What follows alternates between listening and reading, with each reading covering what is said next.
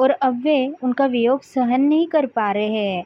वे अपने शरीर पर वृंदा की चिता की आग लपेटकर जोगी बनकर इधर उधर घूम रहे हैं। ओम नमः शिवाय। आस्था सागर यूट्यूब चैनल में आपका स्वागत है। रुद्र संहिता के युद्धखंड का अध्याय 26वां। इस अध्याय में धात्री, मालती और तुलसी का आविर्भाव किस प्रकार हुआ है, इसका वर्णन किया गया है। तो चलिए आगे की कथा सुनते हैं। व्यास जी बोले, हे ब्रह्मपुत्र सनत कुमार जी, जब भगवान श्रीहरि विष्णु की माया से मोहित होकर जलंधर पत्नी वृंदा छद्म भेष धारण किए विष्णु जी को अपना पति मानकर उनके साथ रमण करने लगी, तब श्रीहरि की भी उनसे प्रीत जुड़ गई। सच्चाई जान लेने के बाद कि जलंधर के रूप में भगवान श्रीहरि ने उनके साथ छल किया है, उसने अग्नि में जलकर अपने प्राणों की आहुति दे दी। तब फिर आगे क्या हुआ? भगवान विष्णु कहाँ गए और उन्होंने क्या किया? तुलसी के रूप में वृंदा का जन्म कैसे और कब हुआ? कृपया वह कथा मुझे बताइए। सनत कुमार जी बोले, हे महर्षि, मैं आपके सभी प्रश्नों का उत्तर देता हूँ। मेरी कथा सुनिए, आपकी सभी जिज्ञासाएं दूर हो जाएंगी। जब वृंदा ने विष्णु जी द्वारा ठगे जाने पर अपने शरीर का त्याग कर दिया, तो भगवान विष्णु को बहुत दुख हुआ और वे वृंदा की चिता की राख को अपने शरीर पर लपेटकर इधर उधर मारे मारे फिरने लगे। इधर जब देवताओं को भगवान श्री हरि विष्णु की इस हालत के बारे में पता चला, तो वे सब बहुत चिंतित हुए। उन्हें समझ में नहीं आ रहा था कि वे क्या करें। जगत के पालनकर्ता भगवान विष्णु को इस तरह दर दर भटकता शोभा नहीं देता।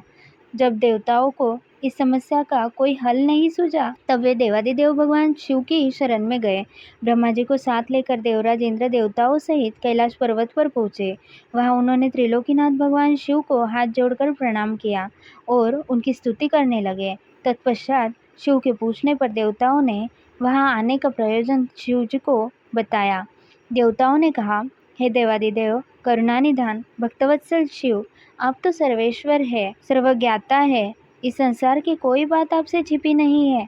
भगवान श्री हरि विष्णु ने दैत्यराज जलंधर की पत्नी वृंदा को जलंधर का रूप लेकर ठगा, परंतु उनके साथ साथ रहते विष्णु जी की उनमें प्रीति हो गई और अब वे उनका वियोग सहन नहीं कर पा रहे हैं। वे अपने शरीर पर वृंदा की चिता की आग लपेटकर जोगी बनकर इधर उधर घूम रहे हैं। प्रभु, आप उन्हें समझाइए कि वे ऐसा न करें। भगवान, यह जगत आपके अधीन है और आपको ही इस समय उनकी मदद करनी है, ताकि वे पहले की भांति होकर अपने कार्यों को पूरा करें। देवताओं की इस प्रकार की प्रार्थना सुनकर भगवान शिव बोले, हे ब्रह्मा जी, हे देवराज इंद्र व अन्य देवताओं, यह सारा जगत माया के अधीन है, परंतु इस जगत की जननी मूल प्रकृति परम मनोहर महादेवी पार्वती माया के वशीभूत नहीं है। उन पर इस माया जाल का कोई असर नहीं पड़ता।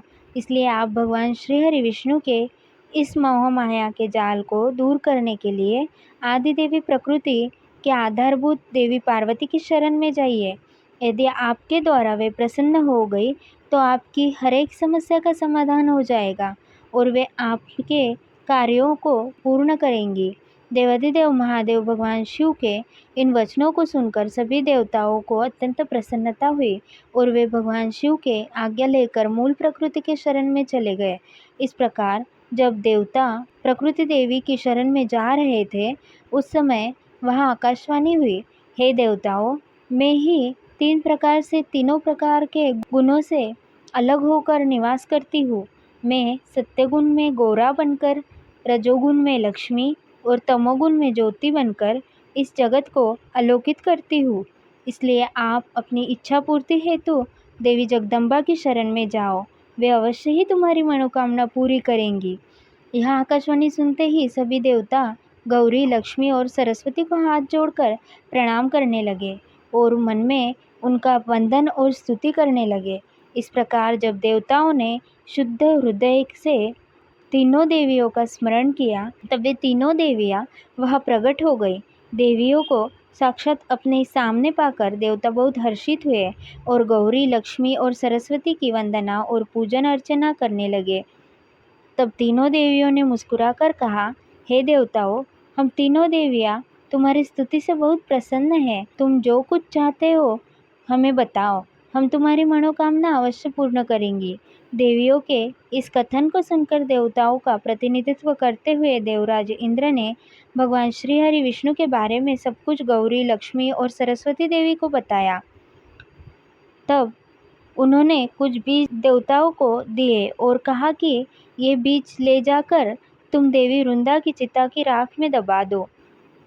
ऐसा करने से ही तुम्हारे अभिष्ट कार्यों की सिद्धि होगी। उन बीजों को लेकर देवताओं ने तीनों देवियों को धन्यवाद व्यक्त किया। तब देवियाँ वहाँ से अंतर्धान हो गई। तत्पश्चात ब्रह्मा जी सहित सभी देवता उस स्थान पर पहुँचे जहाँ देवी वृंदा ने अपने प्राणों की आहुति अग्नि में दी थी।